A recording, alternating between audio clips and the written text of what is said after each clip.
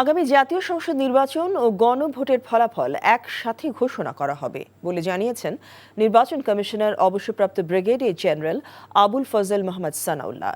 নির্বাচন কমিশন ভবনে নির্বাচনের সার্বিক প্রস্তুতি নিয়ে ব্রিফিংয়ে তিনি বলেন, ফলাফলের জন্য ন্যূনতম সময়ের 1 সেকেন্ডও বেশি সময় লাগবে না।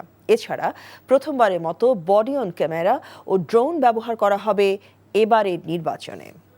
শিউলি রায় রিপোর্ট। দরজায় কড়া নাড়ছে ত্রয়োদশ জাতীয় সংসদ নির্বাচন ও গণভোট। শেষ মুহূর্তে ব্যস্ত সময় পার করছে নির্বাচন কমিশন।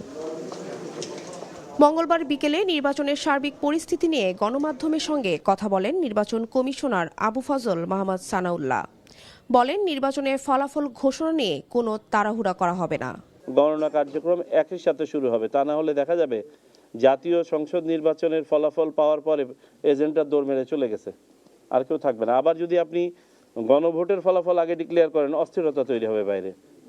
সো আমরা দুটোর কোনোটাই করতে চাই না, একসাথে করব। কমিশনার জানান, বিকেল 4:30টার পরও কেন্দ্রে অপেক্ষমান ভোটাররা ভোট দিতে পারবেন। সারা দেশে যেসব ভোট কেন্দ্রে সহিংসতা হবে সেখানে সার্বিক পরিস্থিতি বিবেচনা করে কমিশন সিদ্ধান্ত নেবে বলেও জানান তিনি। ভোট গ্রহণ অনুষ্ঠিত হবে সকাল 7:30 থেকে বিকেল 4:30 পর্যন্ত। তবে বিকেল 4:30টার পরেও যদি কেন্দ্রের চৌহদ্দির মধ্যে অপেক্ষমান ভোটার থাকে, তাহলে আইন অনুযায়ী তাদেরও ভোট সম্পন্ন করা হবে। আর নির্বাচনে আইন শৃঙ্খলা পরিস্থিতি নিয়ন্ত্রণে রাখতে প্রথমবারের মতো বডি অন ক্যামেরা, ড্রোন সহ নানা গুরুত্বপূর্ণ সিদ্ধান্ত নিয়েছে ইসি। আইন শৃঙ্খলা রক্ষার্থে প্রথমবারের মতো এবার ইউএভি, আনম্যান্ড এরিয়াল ভেহিকেল ব্যবহার করা হচ্ছে, ড্রোন ব্যবহার করা হচ্ছে, বডি অন ক্যামেরা ব্যবহার করা হচ্ছে। পুরা দেশেই এটা বিস্তৃতি থাকবে।